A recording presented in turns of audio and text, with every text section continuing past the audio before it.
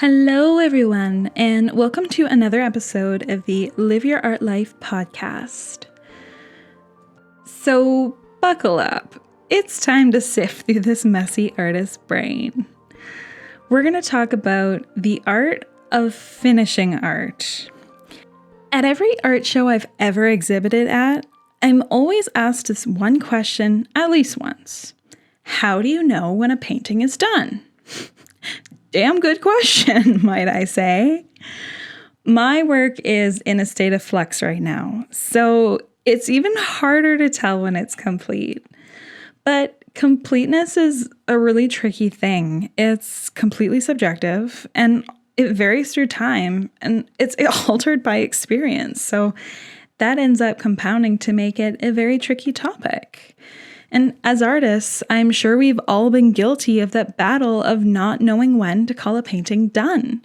You end up overworking it until you're absolutely sick of the piece and reject it in the end. We've all been there, right? Can't just be me. As I go through life and experience the nightmares and the delights, my idea of perfection skews in a huge, huge way. Perfection used to seem like this shiny trophy sitting high on the shelf, always out of reach, but still within sight, something to strive for. And not just for artwork, but for everything. Enduring those 3 a.m. study sessions to snag those perfect grades, or bending over backwards for that now long gone friend that so clearly was using me. And so many missed opportunities because I was too busy fretting that my presentation wasn't ready. My idea of perfect and complete has changed drastically over the years, to the point where I'm beginning to reject the idea of perfection. Perfection no longer seems like something to even strive for. It seems like a barrier, something that keeps you perpetually unsatisfied with your results. And completion is along the same lines. Putting all your focus on finishing a painting is taking away from the joyous experience that painting is supposed to be. And what about the fact that everyone has individual tastes, and one artist's idea of a completed painting doesn't even come close to measuring up to the perspective that another person has? Comments like, "Where's the rest of it?" or "Why did you stop?" Those really burn the heart and soul like ice and fire at the same time. This idea of a completed painting can be super stifling. In my experience, it's halted growth, and it acts more like bonds rather than wings. Years ago, I was really stiff in my practice. I felt super unhappy with what I was producing, and I ultimately felt like my work and practice altogether were lacking soul. I would sink hours into tiny, insignificant details that only I knew existed, and I painted myself into some steely handcuffs. Then a friend at the time suggested that I do something crazy. Crazy is how it's felt at the time, but as we always come to learn, it's not that crazy. She had challenged me to do a few paintings in under an hour each, from first brushstroke to the finishing one. My first response to her was obviously, nope, can't do that. I like detail, and there's no way I can finish a painting in under an hour. Not even possible. But I was stubborn, and I did her challenge anyways. And honestly, it was one of the best decisions that I have ever made for my art and creative process. It's like it unlocked something in me, and I find myself revisiting this challenge now and then when I start to feel really stiff in my ways again.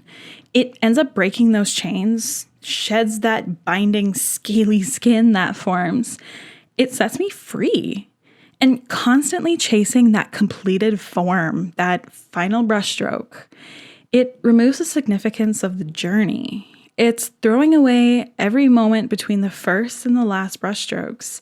So it makes me wonder what the point even is. So if you're so focused on just getting to the end, do you even enjoy the process of painting? Of pouring your soul onto a canvas and crawling into a headspace where you feel free and alive? don't miss out on the journey. Fall back in love with the process. Let yourself be whisked away by those fluid thoughts. Get in tune with your emotions and let them guide your choices. If your heart is telling you to obscure the detail under a thick layer of buttery oil paint, then listen to it.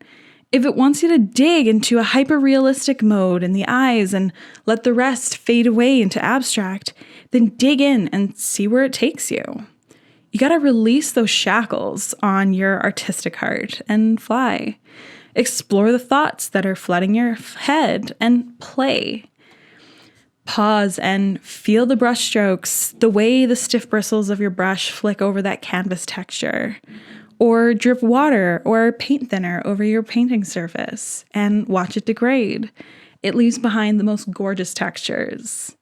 You can even spend some time mixing a bright and enticing color with your palette knife, or just letting the paint influence your emotions. When the perspective of casual viewers conflicts with your own ideas, just let it rest. Don't react like an explosion. Take it for what it is. Understand that tastes are unique and you cannot please everyone. You cannot please everyone. This is so important. And it scares a lot of people, but I've learned that it is so incredibly freeing. You don't have to cater to the masses. You just have to find those unique souls out there that are going to resonate with your work. And by being yourself, digging into your spirit and using it to fuel your brushstrokes, you're going to attract those wonderful souls. So hopefully this was at least a little enlightening, this digging into this messy artist brain, but it is definitely food for thought. Art is a journey, and yeah, sometimes we feel compelled to rush it, but it's so important to slow down and enjoy every moment of it. So hopefully this at least has you thinking a little bit, but thank you so much for listening. I will see you guys in the next episode. Stay magical.